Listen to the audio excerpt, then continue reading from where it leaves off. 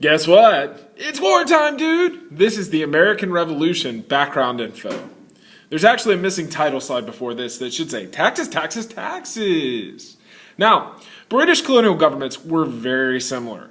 They had one elected house, one house appointed by the king, and a governor appointed by the king.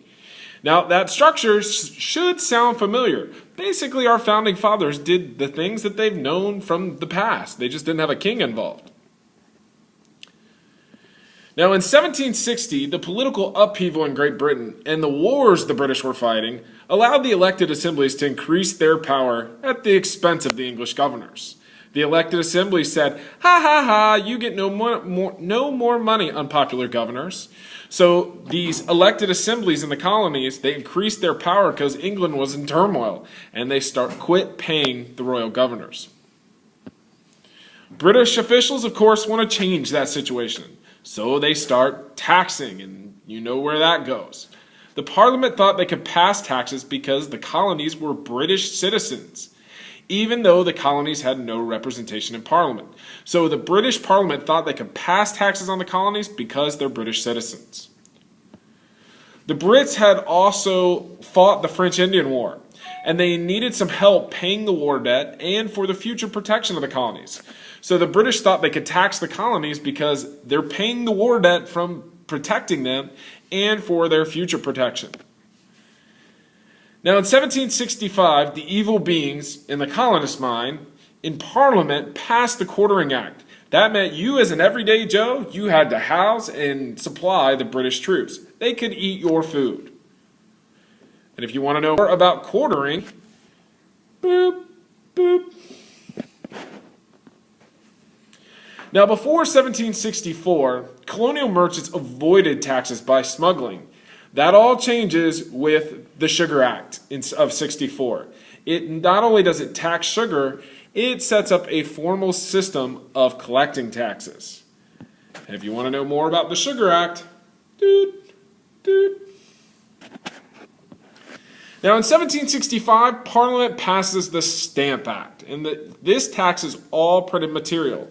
This is the first direct tax on the colonies, the one that's everybody's going to have to pay. And it made the colonies angry. You can't tax us without representation, is what they said.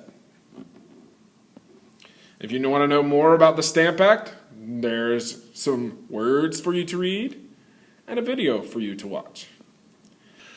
Now, as the Stamp Act protests grew, people took up John Locke's idea that you're born with certain rights. And protest groups like the Committee of Correspondence and the Sons of Liberty began to emerge to protest the Stamp Act. There's some on Committee of Correspondence. You got to say no thanks on that one. And some on the Sons of Liberty. Now, the colonies, they've got to coordinate these protests. They're all over. The British are doing this to everybody. So the colonies want to get together and they want to coordinate it. So they send reps to the Stamp Act Congress. And guess what they say at the Stamp Act Congress? No more to British goods. Now, the Stamp Act Congress shows that colonists are not going to accept direct taxes. So guess what Parliament does? They pass indirect taxes. Taxes on goods that you have to want to be taxed. And they're called the Townshend Acts. And it taxes things like glass, lead, paint, paper, and tea. So the Townshend Acts are the indirect taxes in response to the Stamp Act. And if you want to know more about the Townshend Acts, there you go. Now, the colonists responded saying they're not going to pay these taxes without representation. And they resented the fact that these are used to pay the royal governors and judges that we hate.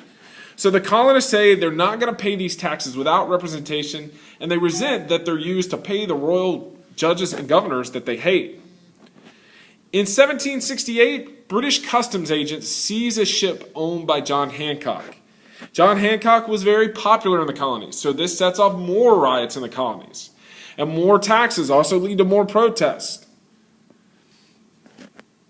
And if you want to know more about John Hancock, there you go.